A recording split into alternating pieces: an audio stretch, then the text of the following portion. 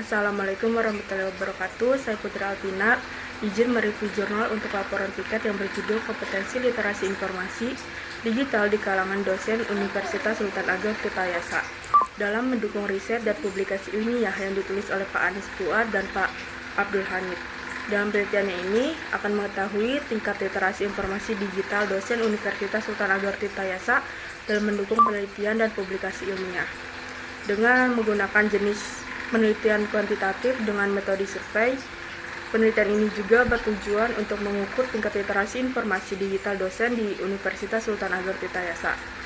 Oleh karena itu, metode penelitian dengan pendekatan kuantitatif ini sangat tepat digunakan dalam penelitian ini. Populasi dalam penelitiannya yaitu dosen di Universitas Sultan Ageng Tirtayasa. Dan sampel penelitian menggunakan klaster random sampling dengan menggunakan jurusan-jurusan yang terdapat di Untirta sebagai kerangka sampelnya. Tingkat kompetensi literasi informasi digital dosen Universitas Sultan Ageng Tirtayasa ini dalam mendukung riset dan publikasi ilmiah kurang dari 68%. Hal ini penting untuk memastikan bahwa program peningkatan kualitas penelitian dan publikasi benar-benar dilandasi. Dosen di Indonesia ini sebenarnya memiliki 3 tugas pokok yang disebut sebagai Tridharma perguruan tinggi, yaitu pendidikan dan pengajaran, penelitian dan pengabdian kepada masyarakat. Ketiganya, selain menjadi tugas pokok, juga menjadi faktor penentu keberhasilan karir akademik seorang dosen. Hal ini juga tidak lepas dari perkembangan dunia penelitian yang semakin lekat dengan dunia digital. Jika dahulu sumber perpustakaan berupa buku ataupun jurnal cetak, pada saat ini sumber daya perpustakaan berbentuk digital seperti e-book, e-jurnal, dan sumber lainnya. Selain itu juga kebutuhan untuk menulis di jurnal internasional membutuhkan sumber yang lebih up-to-date. Pergeseran dari literasi informasi tradisional ke literasi informasi berbasis digital tentu tidak mudah dilakukan. Ada berbagai aspek yang menjadi pertimbangan seperti budaya, fasilitas, dan kendala bahasa. Sedangkan kebutuhan untuk beradaptasi dengan dunia digital sangatlah cepat. Seperti semua publikasi dosen baru bisa dinilai jika dipublikasikan secara online.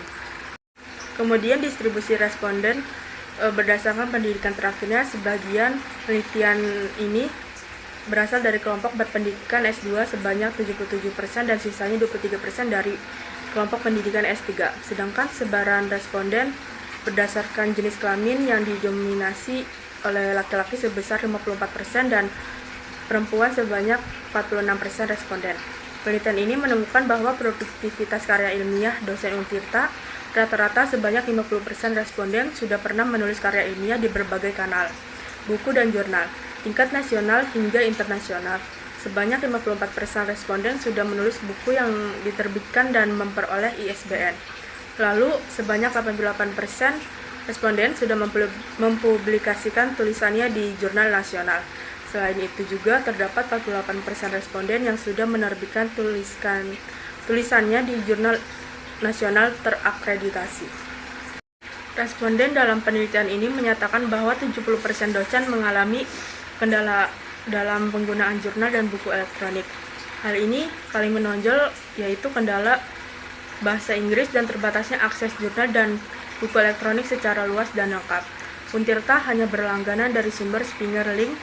Para dosen mengetahui bahwa Untirta memiliki database Fingerlink sebesar 56%, tapi hanya 33% dosen yang mempunyai akun Fingerlink.